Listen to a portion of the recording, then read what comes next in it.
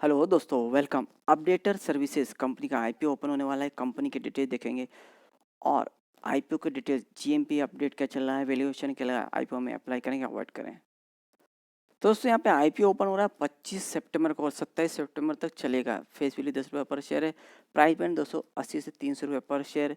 Lot size 50 shares का है। Total issue size 640 crore का है, जिसमें फ्रेश 400 करोड़ का है और ओपर फॉर सेल 240 करोड़ है। तो ये पैसा कंपनी के प्रमोटर्स के जेब में जाएगा और 400 करोड़ यहाँ पे कंपनी ग्रोथ में उपयोग में लाया जाएगा। Issue type book build issue है। लिस्टिंग बीएससी एनएससी दोनों पे होगी और रिजर्वेशन यहाँ पे क्यू आई वी कैटेगरी के लिए 75% का है। एन आई में एच एन आई कैटेगरी बोलते हैं 15% और रिटेल कैटेगरी के ओनली 10% का अलॉटमेंट रखा गया है। तो दोस्तों ओनली 10% का अलॉटमेंट है। और यहाँ पे टेंटेटिव टाइम टेबल में 25 सितंबर को आईपीओ ओपन, 27 सितंबर तक चलेगा। 4 अक्टूबर को अलॉटमेंट होगा। 5 अक्टूबर को जो है अलॉटमेंट नहीं मिलेगा उनका पैसा रिफंड करना स्टार्ट होगा। 6 अक्टूबर को जो है अलॉटमेंट मिलेगा, उनके डीमैट अकाउंट में शेयर किए होंगे। लिस्टिंग 9 अक्टूबर को है। और दोस्तों यहाँ पे हम इसे रिटेल इंडिविजुअल कितने अप्लाई कर सकते हैं, तो मिनिमम एक लॉट जिसमें 50 शेयर्स रहेंगे 15,000 अमाउंट इन्वेस्टमेंट में लगेगा और मैक्सिमम 13 लॉट तक अप्लाई कर सकते हैं जिसमें 650 शेयर्स रहेंगे 1,95,000 अराउंड इन्वेस्टमेंट में लगेगा। और दोस्तों यहाँ पे प्रमोटर्स में देखें तो दोस्तों श्री रघुनंदन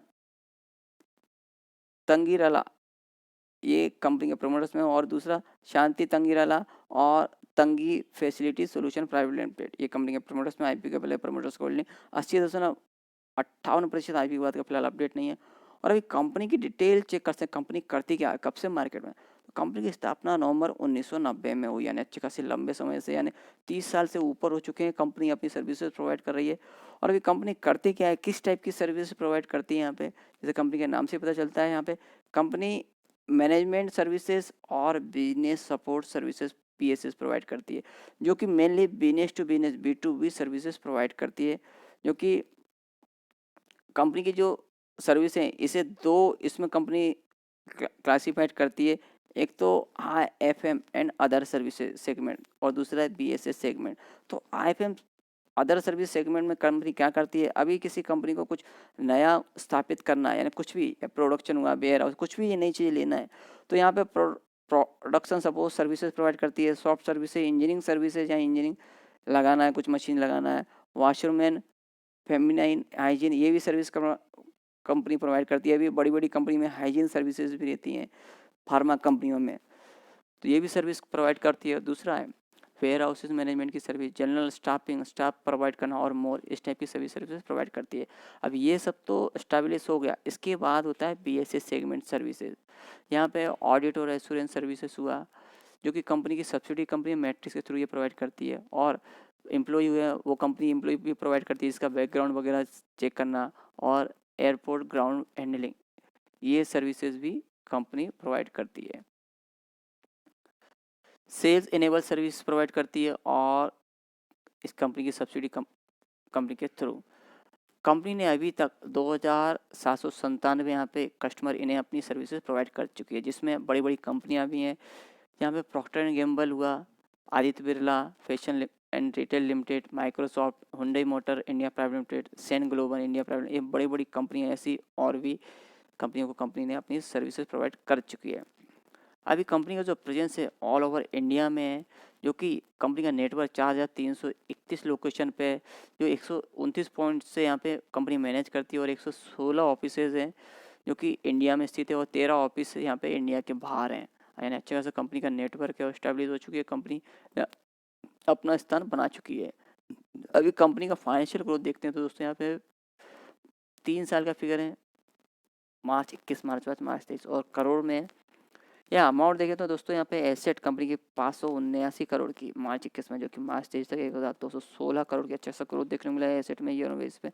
वहीं पे रेवेन्यू ग्रोथ देखें 1,216 करोड़ मार्च 21 में, जो मार्च 22 में बढ़ के 1,497 करोड़, और मार्च 23 तक 2,112 करोड़ का रेवेन्यू ग्रोथ भी कंपनी का शानदार ईयर बेस पे ट्रेंड में जाते हुए नजर हुआ। पर दोस्तों यहाँ पे प्रॉफिट देखें तो ये मार्च 21 में 47 करोड़ का प्रॉफिट हुआ, वहीं पे मार्च 22 में 57 करोड़ का, और मार्च 23 में कंपनी का प्रॉफिट गिर के 34 करोड़ ही रह गया है। तो यहाँ पे प्रॉफिट उतना जंप नजर नहीं आया जितना होना चाहिए। और नेटवर्क कंपनी का 285 करोड़ मार्च 21 में, जो कि मार्च 23 से बढ़ के 380 करोड़, तो नेटवर्क ईयर बेस पे बढ़ा है। वहीं पे कंपनी का रिजर्व सरप्लस का यहाँ पे डिटेल नहीं है, पर कंपनी का कर्ज यहाँ पे देखें तो ये भी अच्छा खासा बढ़ता हुआ नजर आया। जहाँ 11 करोड़ का कर्ज था मार्च 22 में 58 करोड़ के ऊपर गया और मार्च 23 में 176 करोड़ के ऊपर। तो एक माइनस पॉइंट है कंपनी का, यहाँ पे कर्ज बढ़ा है। ओवरऑल देखिए कंपनी के फाइनेंशियल एकदम इससे स्ट्रॉन्ग नजर नहीं आ रहे, पर यहाँ पे ठीक ठाक है। कंपनी ने अच्छे खासे यानी पिछले सालों में और भी यहाँ पे ग्रोथ कर सकती थी, पर यहाँ सर्विसेज दे रही है कंपनी, तो सर्विसेज सेक्टर में लगभग इतनी ही ग्रोथ दर्ज देखी हुई जा सकती है।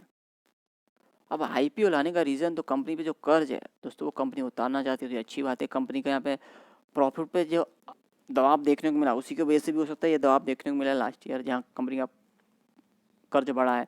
तो अच्छी बात है कि कंपनी का रेवेन्यू ग्रोथ तो अप ट्रेंड में, यहाँ पे प्रॉफिट ग्रोथ भी अप ट्रेंड में चला जाएगा, जहाँ कंपनी अपना कर्ज कम करेगा। जनरल वर्किंग कैपिटल का रिक्वायरमेंट कंपनी और परसुइंग इनऑर्गेनिक इनिशिएटिव, यहाँ कंपनी इनिशिएट और भी लेना चाहती है इनऑर्गेनिक, तो अच्छी बात है। और जनरल कॉर्पोरेट पर्पस, तो यहाँ पे कंपनी का जो आईपीओ लाने का पर्पस अच्छा है। यहाँ पे कंपनी मेन जो है आईपी अपना कर्ज कम करना चाहती है और इनिशिएटिव लेना चाहती है, तो आगे चल के कंपनी का ग्रोथ और भी अप ट्रेंड में जाता हुआ नजर आएगा।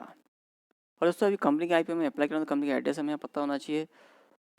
UTA Salai of old Mahabalipuram road, Tharaipakkam, Chennai का एड्रेस है। तमिलनाडु का phone number, email ID, company की वेबसाइट और भी आप डिटेल यहाँ चेक कर सकते हैं।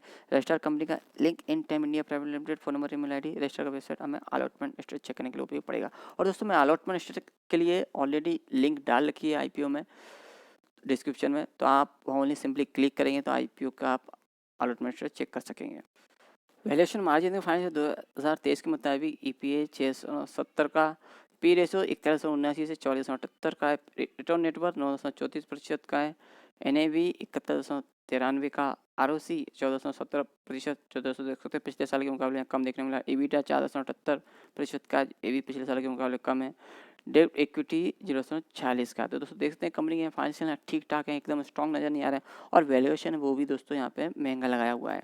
जीएमपी अपडेट देखें तो यहाँ पे 23 सितंबर का 15 जीएमपी है, कोस्टक 300 और सेप्टेक्स 450 है।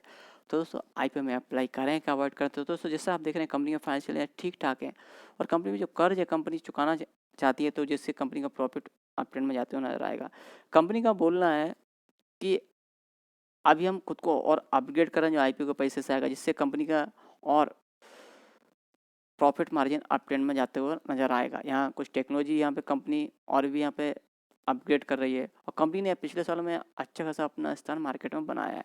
पर दोस्तों ये बातें देखते हुए भी कंपनी के यहाँ पे कहीं ना कहीं कमी नज़र आती है और यहाँ पे जीएमपी भी कुछ खास अपडेट नहीं है कि ऐसा लगता नहीं। अभी 25 से 30% कुछ गेन हो तो यहाँ पे आईपीओ में अप्लाई करना भी ठीक है और लॉन्ग टर्म यूज से भी कुछ इतना खास कंपनी का प्रोस्पेक्ट फिलहाल तो ऐसा कोई नज़र नहीं आता है। तो दोस्तों मैं ये बोलूँगा आप इस आईपीओ में थोड़ा अप्लाई करने का विचार जो है भी इसमें 25 से 30% हो तो ही इसमें अप्लाई करें, वरना अवॉइड करें। और लॉन्ग टर्म व्यू से भी मुझे कुछ इतना खास आपको गेन नज़र नहीं आ रहे हैं। तो दोस्तों और भी आईपीओ आ रहे हैं और भी अपडेट आते रहेंगे। अपडेट के लिए प्लीज शेयर सब्सक्राइब चैनल।